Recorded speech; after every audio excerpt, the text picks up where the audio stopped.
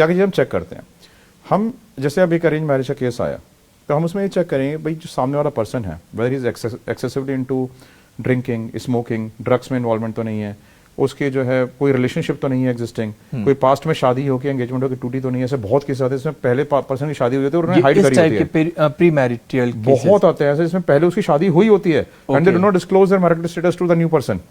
ठीक है, फिर आते हैं वो लोग ड्रग्स पे होते हैं, दे डू नॉट डिस्क्लोज इट।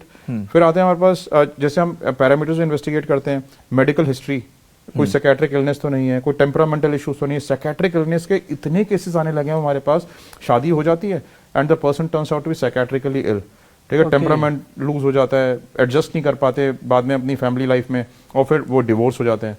तो आप क्या सजेस्ट करते हैं प्री मैरिटल क्या क्या चेक्स करने चाहिए, एक बॉयज की फैमिली को भी, एक गर्ल्स की फैमिली? दिस इज व्हाट मैं वही बता रहा हूँ कि जो पैरामीटर्स है ना सारे चेक होने चाहिए कि पर्सन जो है ज़्यादा अल्कोहलिज्म में इन्वॉल्व तो नहीं है, ड्रग्स में इन्वॉल्व तो नहीं है, एक्सेसिव स्मोकिंग तो नहीं है, उसका जो है वो पास्ट में कोई शादी होकर एंगेजमेंट होकर टूटी तो नहीं है, कोई करंट अफेयर तो नहीं चल रहा है, उसकी मेडिकल हिस्ट्री कैसी है, उसका जो है उसके क्रिमिनल केसेस तो नहीं, कोई लिटिगेशन तो नहीं चल रहे हैं, उसका एजुकेशनल बैकग्राउंड कैसा है, उसकी एग्जैक्ट इनकम कितनी है, क्या आपको इनकम सही बताई भी गई है नहीं बताई गई है, एजुकेशन सही बताई भी गई है नहीं बताई गई है, उसका social reputation, conduct, behaviour, nature कैसा है। सबसे बड़ा इंपॉर्टेंट पॉइंट है ये।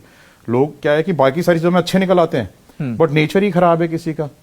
ठीक है, उसको जो है वो लोग किसी के नेचर को कैसे जज कर लेंगे? लोगों से बात करके, like if I have to know about you I will ask about you from various people who will be these various people.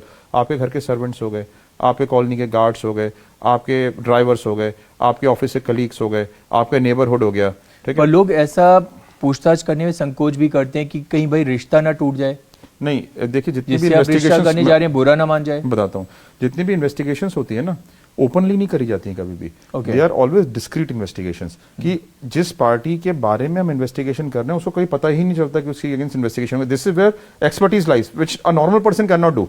You have to use various cover stories. ठीक है, तो आप कभी कुछ बन के जाते हो, कभी कुछ बन के जाते हो, कभी उनके ड्राइवर को कल्टीवेट कर लेते हो, उसका फ्रेंड बन जाते हो, कभी उसके घर के सर्वेंट्स को कल्टीवेट कर लेते हो। तो एक केस में अलग अलग टीम्स काम करती हैं।